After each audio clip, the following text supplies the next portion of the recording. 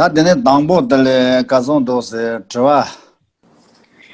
那我们今天上课之前呢，就是先回复就是之前的4个问题。那在这4个问题里面呢，就是第一个问题是，请问到哥斯拉说，就是我们在讲述根本的4科判的时候呢，那有提到说，就是具备了4种殊胜以及3种特色。那在讲述3种特色的时候呢，提到说菩提道次第呢，它的所全是圆满的，就是包含显密一切的圣教。那想请问一下呢，就是菩提道次第哪一部分呢是属于就是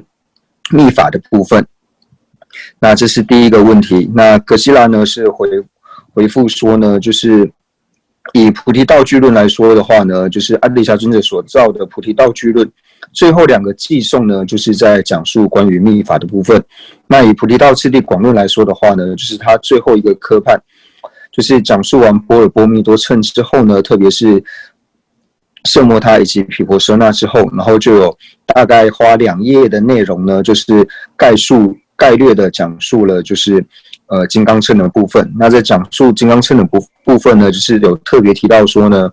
在学习密法的话呢，那它对于善知识的依止呢，是要比显教依止善知识方式呢，就是还要来得更为的超胜，就是你要以更强大的心力呢，然后去依止善知识，这是第一点。那第二点呢，就是要学习密法的话呢，一定要透由灌顶。那灌顶之后呢，那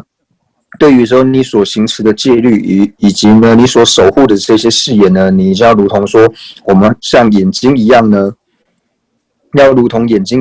就是去保护它一样，去保护我们的眼睛，然后去守持戒律。所以呢，在广论菩提道次第广论最后面2页的部分，可以说呢，就是已经解释了，就是关于密续的部分。那这边呢，第二个问题呢，就讲述到说，就是请问格西拉，就是讲到听闻轨理的时候呢，讲到断气三过，然后要具6种想。那以我来说的话呢，就是我在听闻的时候呢，有的时候呢，会如同就是里面所讲的，在听闻的时候呢，所受文义不能坚持，由妄念等有所失坏，就是提到说呢，所讲的这些文义呢不能够理解，那以及听闻之后呢，有可能会忘记等等这些过失，那该怎么办呢？那格西拉是回答到说呢，就是对于第一个呢，就是所受文义不能坚持，就是对于说所讲的这些道理呢，如果不能够了解，或者说不理解不清楚的话，那可以在课堂上呢，就是直接的发问，或者说呢，就是留下问题，那之后呢，格西拉会继续的为大家解释。总之呢，就是不要把自己所不了解的这些呢，要多多的去请问，然后多多的去了解它的内容。那对于说容易忘失的这一点呢，那最主要就是我们听完之后呢，不能够就摆在那边，因为往往会忘记呢，就是因为我们听完之后呢，就放在那里。那听完之后放在那边的缘故呢，就会导致说我们时间久了呢，或是隔了2、3天，我们可能就会忘记了。所以这个时候呢，就要透过再的复习，就是去思维到说，昨天的内容呢，我学习了什么样的东西？那今天的内容呢，我又学习了什么东西？就是如果我们每天能够去回忆、去串习的话呢，那久了之后呢，你自然而然呢，对于你所听闻的这些道理呢，并不会忘失。好，那葛西在印度的网络好像有些的问题，那我们在等葛西再一次的进来的时候呢，就在这里跟大家就是说，好像有听闻时要因众修，是指对于比如说像是戒法知道取舍，如实行持。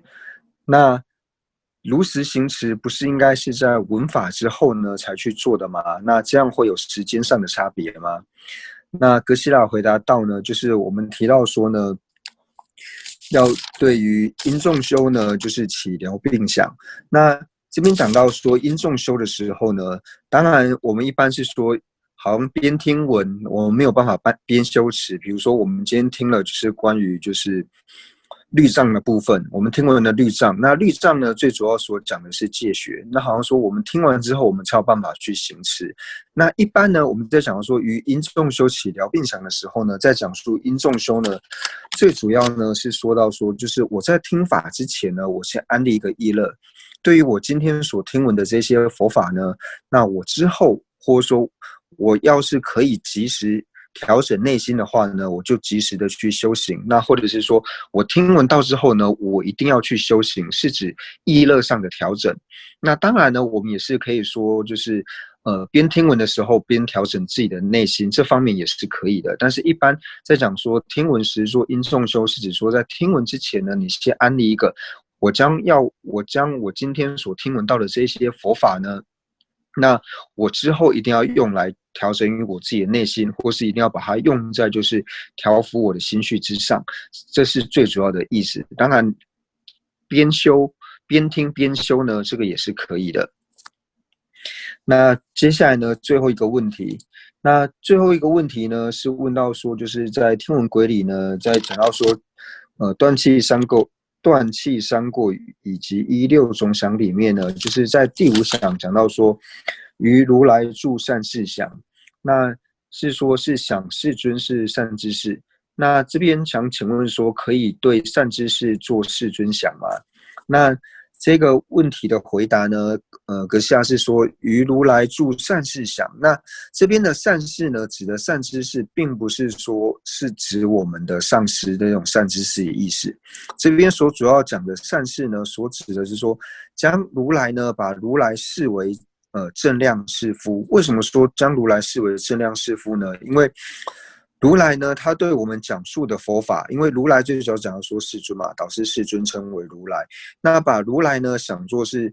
善事，也就是正量师父的原因呢，是因为他对于说我们这些希求解脱人呢，然后想要解脱的方法，就是一切的取舍，就是断恶修善，该取的以及该舍的地方呢，是完全不欺狂。因为不欺狂的缘故，所以称之为是正量士夫。所以是这里呢，于如来住善事想的解释的意思，并不是说把如来呢当作我的善知识。那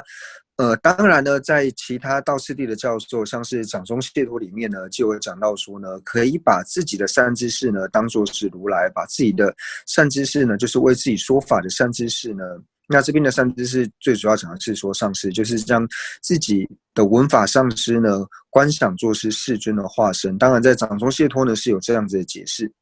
不过呢，就是以前后文来呼应的话呢，就是以这边六想前后文来呼应的话呢，那就是将善知识将如来就是将导师释迦世尊呢当作正量士夫呢这种想法呢是跟前后呢比较能够呼应的。因为呢在六想里面的第一想呢就是治安住如病想。那我们治安住如病想的缘故呢，是因为说我从无始以来呢就是为烦恼所逼迫，所以呢我是为烦恼病毒的这种病人，所以第一个呢把自己呢当作是病人的这种想法。那第二个呢，就是于说法师住如医想。第二个就是为我们讲法的这一些善知识呢，把它当作是医生一样。为什么呢？就像是说我们生病的时候呢，需要医生然后为我们来医治，那他告诉我们种种的，就是不要生病的这种方法，或者说如何从病里面病苦脱离出来的方法。那所以我们在烦恼大病里面呢，我们想要脱离的方式呢，就是透由就是道次第。那道次第呢，就如同是药一样，所以能够帮我们开药的这个说法师呢，就像是医生一样，他就是给我们的这些医嘱，就如同说我们生病的时候呢，那医生会嘱咐我们呢，就是该吃什么，不该吃什么，然后要服用什么样的药，然后该如何的服用。所以呢，在这边就是把宣说法的这个法师呢，讲法师呢，把它看作是医生。那第三个呢，就是把我们所吃的药品呢，就是我们从上知识所听闻的这些教戒呢，把它当作是药品。那这些教戒呢，讲的就是道次第，道次第呢就如同是药一般。所以呢，这边是讲到说前三者。那第四个呢，就是说于因重修起疗病想，就是我们之前所讲到的，就是说对于我们有了药，还有说医生讲的这一些之后，你要去吃，还要照医生所讲的呢，你的病才能够好起来，而不是说累积一些药在那边完全不去吃的话呢，那病是没有办法好的。所以将因重修呢做疗病想。那所以到第五个呢，于如来所住善事想的时候呢，最主要呢就是把如来呢，就是世尊呢，想做说他是正量是佛，就是毫无错谬的意思，就如同说之前所讲那个医生呢所告诉我们所讲的呢，都是没有错的，说他给我们开的药呢都是没有错的，所以用这种方式呢去思维的话呢，跟前后文呢比较能够呼应。那当然，你也可以依照掌中解脱的去思维，就是思维到说，就是为我们讲法的上师呢，他如同是如来一般，因为可以把它看作是释迦世尊的化身，因为我们道次第最主要的根源呢，就是来自于世尊。那这样子去思维呢，其实也是可以的。